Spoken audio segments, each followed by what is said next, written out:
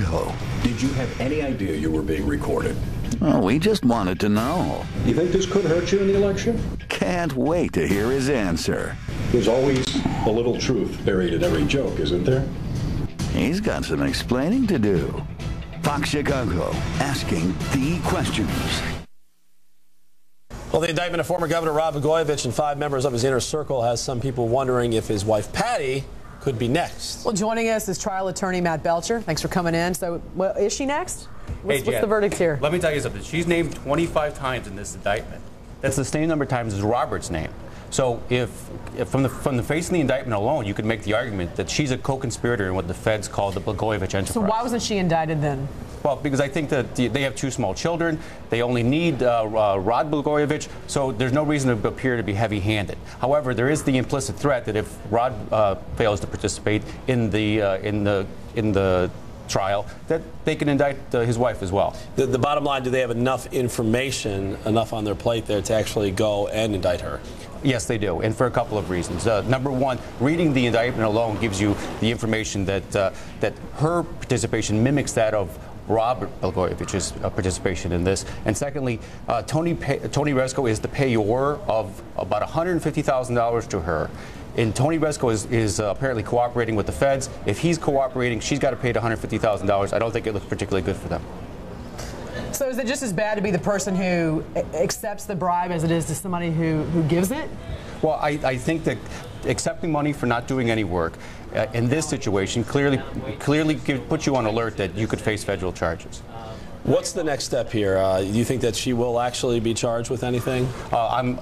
Next week, he has to plead out to the indictment, and then the trial will start. If he fails to participate, then I know that it's hanging over his head that his wife could be indicted as well. There's no extra words in an indictment. Well, you keep hearing this thing, you know, they don't want to necessarily charge both of them. They got 2 little kids, and if that's the reason they're holding back, what influence does that have, especially on a jury, when you think about a parent, you know, having kids, being taken away from their kids? I know, it's a terrible situation, but, you know, Rod Balgojevich loves to quote people, don't do the crime if you can't do the time. That's probably the quote that he should remember. And there's no extra words in indictments. Patti Blagojevich is mentioned 25 times.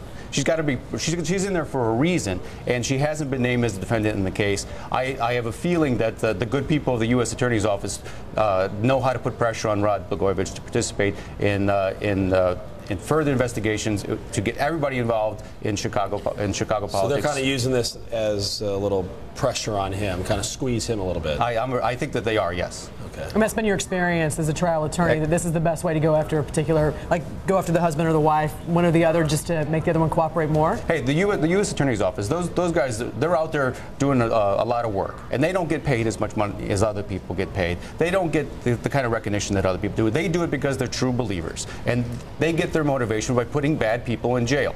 If you're a bad person, they'll put you in jail. They don't care if you have 2 kids or you don't have 2 kids. But what they want to do is clean up Illinois politics, and the best way to clean up Illinois politics is to put Rod Balgojevich in jail and all of his co-conspirators. If they have to put pressure on him, you know, if they have to play hardball, U.S. Attorney's Office is going to play hardball in this case. You know, 6 people were indicted in all of this, but some say he had many more co-conspirators than that. So where are these other people? Why aren't they also being indicted?